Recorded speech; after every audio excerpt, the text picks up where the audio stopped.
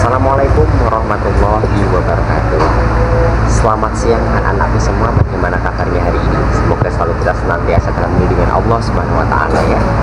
Baik, pada kesempatan kali ini kita akan belajar kembali ya teman-teman. Setelah kita mempelajari bab kemarin, saat ini kita akan melanjutkan bab 4, yaitu tentang materi hukum halal dan hukum haram. Nah, sebelum kita mulai, Bapak akan memerintahkan kalian untuk menyiapkan buku kalian dan juga pulpen ya, jangan lupa dicatat. Setelah kita belajar bersama-sama, nanti kita akan mengulas kembali. Selamat belajar teman-teman semua. Hukum halal dan haram.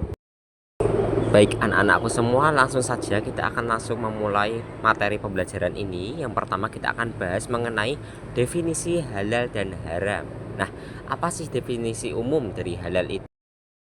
Halal berarti adalah segala sesuatu ataupun kegiatan yang diizinkan ataupun diperbolehkan dalam syariat Islam untuk digunakan, dilaksanakan maupun dikonsumsi oleh umat Islam. Ada pula definisi dari haram itu sendiri adalah sesuatu yang tidak diizinkan maupun tidak diperbolehkan digunakan, dilaksanakan maupun dikonsumsi oleh umat Islam. Nah, kalau tadi kita membahas secara umumnya, kita akan bahas secara khususnya atau spesifiknya. Yang pertama yaitu halal. Halal itu dalam spesifik ataupun khusus segala sesuatu yang diperbolehkan oleh syariat Islam untuk digunakan, dikonsumsi maupun dilakukan oleh umat Islam. Selain definisi khusus secara halal, ada juga definisi khusus secara haram, yaitu haram merupakan segala sesuatu yang dilarang oleh syariat Islam untuk digunakan, dikonsumsi ataupun dilakukan, sangat tidak diperbolehkan oleh umat Islam. Perlu kalian ketahui, hukum halal dan haram secara khusus hanya berkaitan dengan makanan, minuman, ataupun segala hal yang digunakan oleh umat muslim ya. Jadi jangan menjadikan titik acuan kepada orang yang non-muslim terkait dengan halal dan haram. Selanjutnya yaitu dasar hukum halal dan haram. Halal dan haram itu diambilnya dari mana sih? Kenapa kita bisa menentukan mana itu barang yang halal maupun yang haram? Yang pertama yaitu Al-Quran. Tidak perlu diragukan lagi bahwa Al-Quran adalah sumber hukum utama dalam ajaran Islam.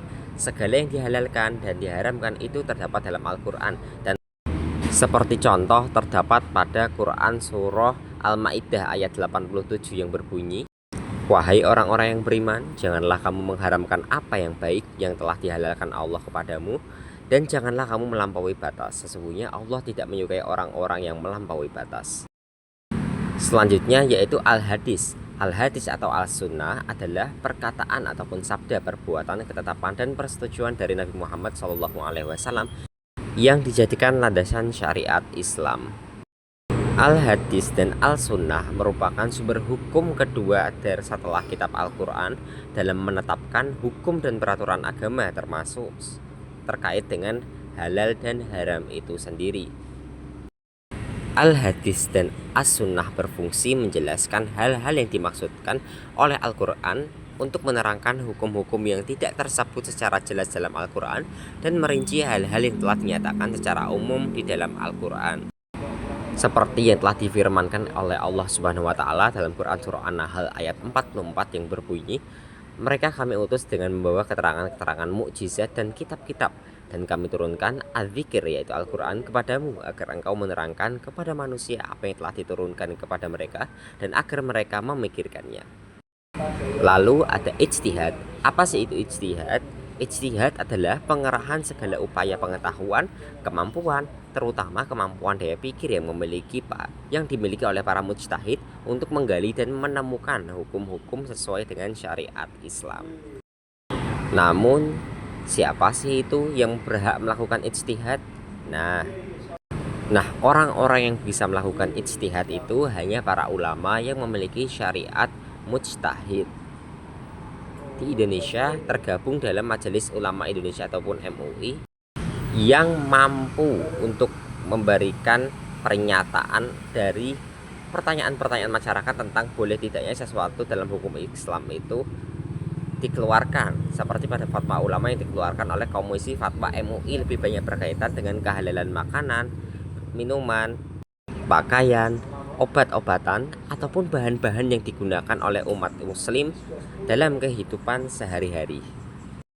Baik anak-anak semua, jadi kurang lebih seperti itu pemaparan materi bab 4 tentang hukum haram dan halal pada kesempatan kali ini.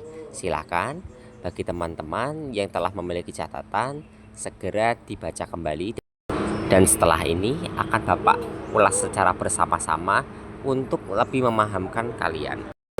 Kurang lebih sekian, terima kasih. Wassalamualaikum warahmatullahi wabarakatuh.